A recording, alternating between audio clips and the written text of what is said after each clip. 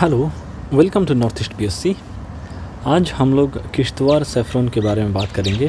इसको अभी recently GI tag मिला हुआ है। तो जीआई टैग क्या होता है, इसकी क्या अहमियत होती है, इसको हम लोग समझने की कोशिश करेंगे।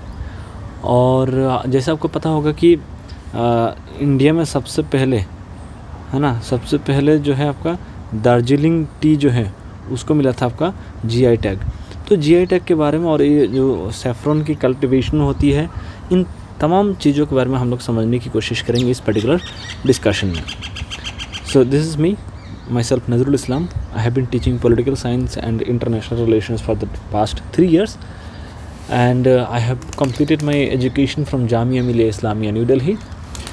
And if you want to know a bit more about me, then you can get in touch with me on LinkedIn, that is and X, that is Twitter. Okay, so the context is this: Kishtwar saffron has been given the GI tag by the Geographical Indication Registry. तो ये आपको जानना पड़ेगा कि GI tag किसके द्वारा दिया जाता है। GIR, इसका नाम है जोग्राफिकल इंडिकेशन रजिस्ट्री के द्वारा। तो अब बात ये है कि एक किश्तवाड़ सैफ़रॉन क्या होता है। ये आपके जम्मू के कुछ रीजन हैं जम्मू और कश्मीर में जहाँ पर ये सैफ़रॉन उगाया जाता है। ठीक है, it is popularly known as kumkum. तो ये बहुत एक इम्पॉर्टेंट फैक्ट हो जाता है कि जो आपका किश्तवाड़ सैफ़रॉन है, इसका और एक नाम क्या होता है, कुमकुम होता है। ठीक है, it is legendary most expensive harvest of saffron.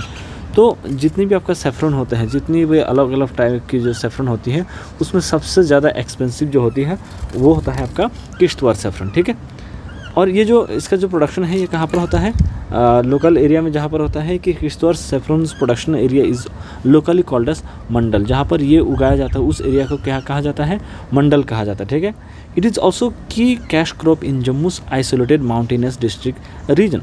तो ये आपको जानना पड़ेगा कैश क्रॉप क्या होता है। कैश क्रॉप वो सारे क्रॉप्स जहाँ से आपको क्या मिलता है, आपका जो सिर्फ और सिर्फ आपका फाइनेंशियल या फिर जो आपका इकोनॉमिक पर्सपेक्टिव से उगाया जाता है। ठीक है, फाइनेंशियल मोटिव के साथ कल्टीवेट किया जाता है, तो उसको हम लोग बोलते हैं कैश क्रॉप्स। ठीक है, और दूसरा क्या होता है आपको सब्सिस्टेंस फार्मिंग का आपने नाम सुना होगा। सब्सिस्टेंस फार्मिंग क्या होता है, वो सारे फार्मिंग जिसका सिर्फ आप खुद के लिए, घर चलाने के लिए, मतलब ज़िंदा रहने के लिए जितना ज़रूरी होता है उतना दो करते हैं, उसका हम लोग सब्सिस्टेंस फार्मिंग कहते हैं। ठीक है, ओके। सो सैफ़रॉन क्या होता है, it is cultivated and harvested in कारेवा highlands of Jammu and Kashmir. जो जम्मू एंड कश्मीर के कुछ रीजन है जिसका नाम है आपका कारेवा हाईलैंड्स। ठीक है, इस इलाके में आपका सैफ़रॉन की कल्टीवेशन होती है। ठीक है, और ये जो आपका सैफ़रॉन की कल्टीवेशन है, it is believed to have been introduced in Kashmir by central Asian immigrants during the 1st century BCE। तो ये बहुत पुराना इवेंट है, बहुत लंबे समय से पहले BCE की बात हो रही है। ठीक है, मतलब आपका 1st century BC में जो आपका सेंट्रल एशिया से जो लोग आ रहे थे, वही लोग जो सैफ़रॉन है इसको इंडिया में इंट्रोड्यूस किया है, specially in the region of Karewa. ठीक है, ये आपको याद रखना पड़ेगा, कारेवा के रीजन में होती है। ठीक है, उसके अलावा क्या है, Pampore region in India, commonly known as saffron bowl of India, is the main contributor to the saffron production, followed by Budgam, Srinagar and Kishtwar district। तो ये जो आपका ये एक बहुत अच्छा आपका हो सकता है, जो APSSB टाइप की जो क्वेश्चन एग्जाम होता है उसमें आपको पूछा जा सकता है, which region is known as the saffron bowl of India? It is the Pampore region। ठीक है, okay। So it is the only saffron that is grown at an altitude of 1600 meter to 1800 meter, मतलब 1.6 kilometre से लेकर 1.8 kilometre के बीच में जो height है, इस इलाके में आपका सैफ़रॉन की कल्टीवेशन किया जाता है। ठीक है, ये बहुत ही एक इम्पॉर्टेंट फैक्ट है। In ancient Sanskrit literature saffron is refer to as bahukam. तो ये भी एक इम्पॉर्टेंट वर्ड है कि बहुकम, अगर ऑप्शन में आपका ऊपर दे दिया गया कि bahukam is a word associated which of the following, तो आपको पेडी दे दिया जाएगा, वीट दे दिया जाएगा। ठीक है, पेडी, वीट, फिर आपका सैफ़रॉन दे दिया जाएगा, तो आपको चुनना पड़ेगा कि सैफ़रॉन के साथ जुड़ा हुआ है। It is an ancient word use for saffron in the language called Sanskrit. It needs to remain underground for about 45 days to सब-0 टेम्परेचर। तो जो अराउंड 0 डिग्री सेल्सियस में आपको रहना पड़ेगा, और ये अंडरग्राउंड मतलब ज़मीन के नीचे लगभग 45 दिन रहना पड़ेगा, तब जाके आपका क्या होता है कि सैफ़रॉन की कल्टीवेशन आपको अच्छे से दिखाई दे सकता है। Okay, so it also requires adequate rain, especially once in August। The pH level of the soil is also an important factor for saffron cultivation. तो आपको नेचुरल वाटर मतलब कि रेन वाटर की ज़रूरत होती है इस चीज़ के कल्टिवेशन में, ठीक है। और जो pH लेवल होता है, pH लेवल क्या होता है कि आपका जो अगर pH होता है 0 से लेकर 14 तक, ठीक है, तो 7 से अगर नीचे है तो उसको हम लोग बोलते हैं एसिडिक इन नेचर, ठीक है। अगर 7 से ज़्यादा है तो उसको हम लोग बेसिक इन नेचर बोलते हैं। तो एसिडिक एनवायरनमेंट में तो नहीं होगा कल्टीवेशन अच्छे से, ठीक है ना। तो जो pH की जो लेवल है ये भी बहुत इंपॉर्टेंट फैक्टर रोल प्ले करती हैं with respect to the cultivation of saffron. It has longer and thicker stigmas, natural deep red colour, high aroma, bitter flavour, chemical free processing. तो हम लोग क्या देखते हैं कि इसकी जब हम बात करते हैं सेफ्रॉन की, इसके कुछ फीचर्स हैं। क्या है, जो स्टिग्मा होती हैं, जो आपका क्या कहते हैं इसको, स्टेम की तरह होती है, मतलब काफ़ी थिक होती हैं, काफ़ी हार्ड होता है, ठीक है। तो स्टिग्मा होती हैं। उसके अलावा क्या होता है, नेचुरल डीप रेड कलर, एकदम मतलब काफ़ी रेड होता है। अगर आपने देखा होगा इसमें देखिए ये जो है, ठीक है, ये आप देख सकते हैं इस तरह के नेचुरल रेड कलर होते हैं, काफ़ी डीप कलर के होते हैं, ठीक है। उसके अलावा क्या होता है कि इसका काफ़ी फ्रेग्रेंस होते हैं और एरोमा बहुत ज़्यादा होता है। बिटर फ्लेवर, जो अगर आप खाते हैं इसको एक बिटर टेस्ट आती है, और केमिकल फ्री प्रोसेसिंग होती है। It also has a high quantity of crocin. Crocin क्या होता है, आपका कलर देते हैं अच्छे से। सफ्रानल, ये एक फ्लेवर देते हैं। And picrocrocin, it gives you bitterness. तो ये तमाम चीज़ें भी काफ़ी हाई क्वांटिटी में इसमें रहता है, ठीक है। जैसे क्रोचिन, सफ्रानल, पिक्रोक्रोचिन। तो ये भी आपको इस तरह के वर्ड भी दिया जा सकता है और आपको पूछा जा सकता है ये तीनों शब्द किसके साथ जुड़ा हुआ है ना। So it is used in cosmetics and for medicinal purposes. तो सेफ्रॉन की इस्तेमाल कहाँ पर होता है, कॉस्मेटिक्स में होती है और मेडिसिनल पर्पस में भी इस्तेमाल होती है। It is also used as spice in traditional Kashmiri cuisine. जो कश्मीरी खाना होता है उसमें स्पाइस के तौर पे भी इसको इस्तेमाल किया जाता है, ठीक है। It is very important. तो सेफ्रॉन की आप जब भी कोई भी कश्मीर जाता है, आप उनके वहाँ पर आप पूछ सकते हैं कि सेफ्रॉन कितना इम्पोर्टेंट पार्ट है। इनका इकोनॉमी का भी बहुत एक इम्पॉर्टेंट पार्ट है और उनकी जो आपका फूड है उसका भी बहुत एक इंटीग्रल पार्ट बन चुका है। Iran is the largest producer of saffron and India is a close competitor. तो ये आपको जानना पड़ेगा कि सबसे ज़्यादा जो आपका सेफ्रॉन कल्टीवेशन होती है कहाँ से होती है, ईरान से होता है। और इंडिया में भी काफ़ी अच्छे तादाद में होता है, इसलिए ईरान को कम्पीट करता है India with respect to the production of saffron. तो सेफ्रॉन जो होता है आपका 3 तरह के सेफ्रॉन मिलते हैं इंडिया कश्मीर में स्पेशली। एक तो होता है लच्छा सेफ्रॉन, मोंगरा सेफ्रॉन, गुच्ची सेफ्रॉन।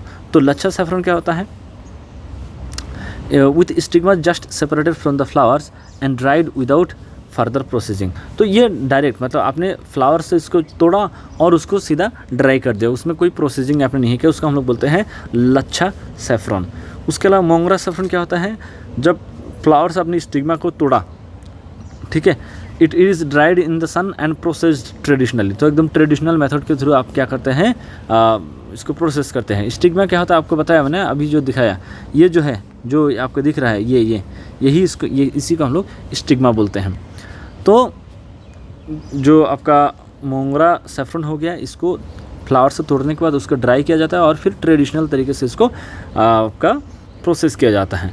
उसके अलावा हम लोग क्या देखते हैं, गुच्ची सेफ्रॉन की बात करें, it is the same as Lachha except that the latter's dried stigmas are packed loosely in airtight containers while the former has stigmas joined together in a bundle tied with a cloth thread। तो ये लच्छा के तरह ही होता है। इसको जब तोड़ा जाता है फ्लावर से, इसको क्या किया, ड्राई करने के बाद लूजली इन एयरटाइट कंटेनर, मतलब एयरटाइट कंटेनर के अंदर डाल के उसको स्टोर किया जाता है।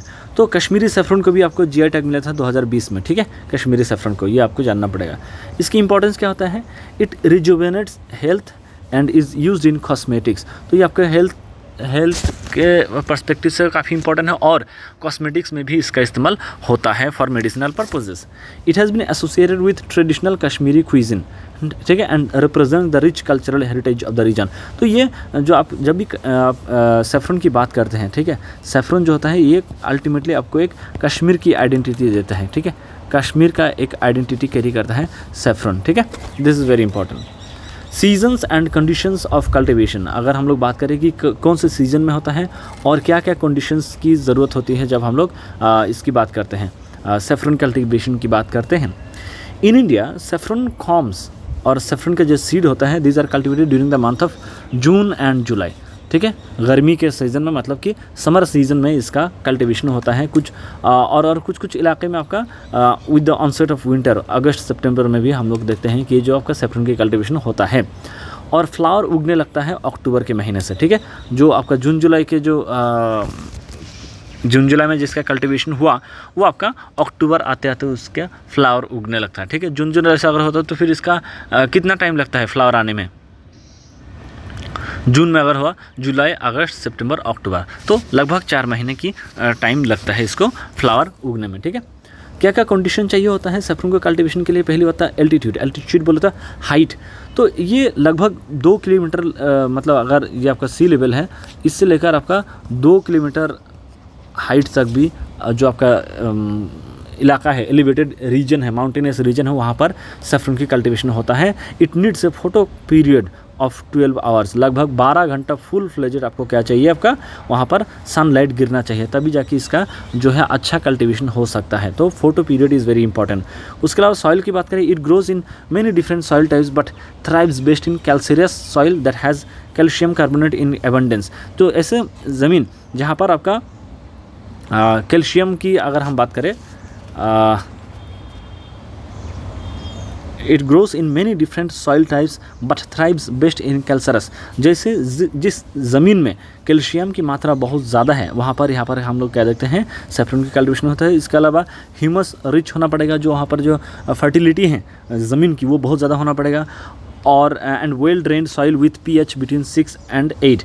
तो आपको मैंने क्या बताया कि 1, 7, 14, तो यहाँ से 7 से आप जितना ऊपर जाएंगे उतना ज़्यादा बेसिक होगा, ठीक है। 7 से जितना नज़दीक जाएंगे एसिडिक जो है वो और ज़्यादा बढ़ता जाएगा। तो 6, 7, 8 इतना मतलब मॉडरेट जो आपका एसिडिक और बेसिक कंडीशन की ज़रूरत होता है, आपका ज़मीन की जो कंडीशन होना चाहिए।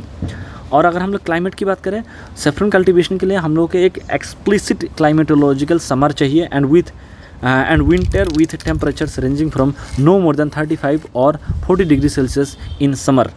तो विंटर की अगर हम मतलब बात करें उसमें उतना नहीं, हमें समर सीज़न की ज़्यादा ज़रूरत है, जहाँ पर जो टेम्परेचर है 35 से 40 डिग्री सेल्सियस से ज़्यादा नहीं होना चाहिए, और विंटर में -20 डिग्री सेल्सियस से नीचे नहीं जाना चाहिए, ठीक है।